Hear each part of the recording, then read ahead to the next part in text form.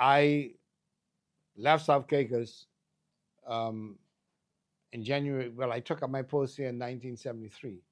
I stayed here for 9 months. In 74, I went back to South Caicos. Um, I don't know whether Austin, me and Austin Thomas, when I go to South Caicos, he would come here. So I can't remember.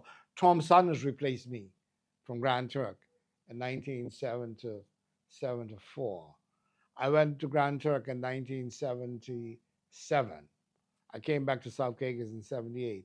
I came to Provo in 79. I left in 80. I came back in 1981 and I never went back.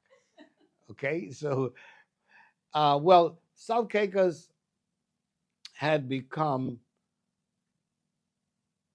a very important spot for private airplanes.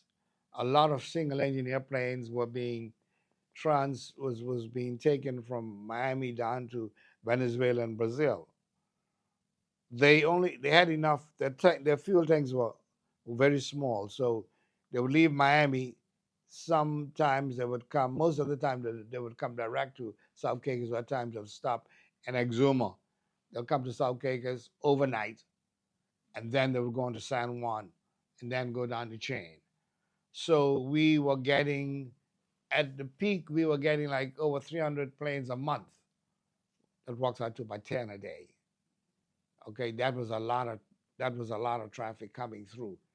The island became very famous in that regard.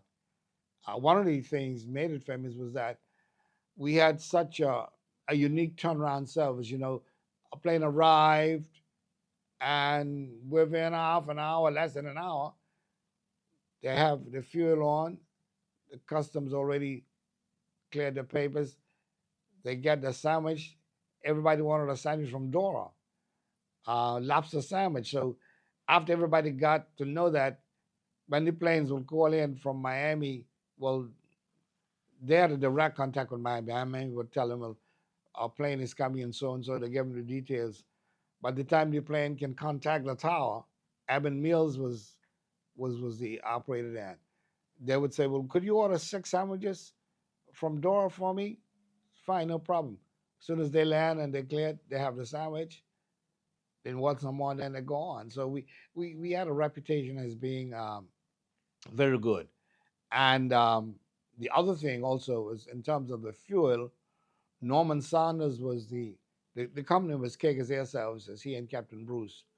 They had the franchise from Asso Standard Oil. And South Caicos had the second largest fuel depot in the Bahamas. Nassau, Freeport, then South Caicos.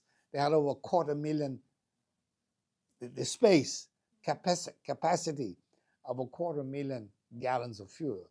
That's a lot for a small island like that. Then you had the yachts. We had yachts about maybe the average sometimes would be about 20 yachts a month coming through from Florida, stopping in South Caicos, getting fuel, overnighting, and going on to Puerto Rico or Venezuela. Okay, so it became the commercial hub for the Turks and Caicos at that particular time.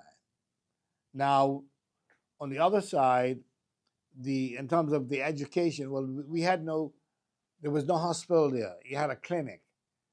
There used to be a doctor, but majority of the time there was a trained nurse there.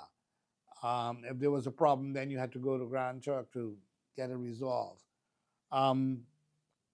So the Seventh Adventists came in 1968 and started a school, the Pearson High School.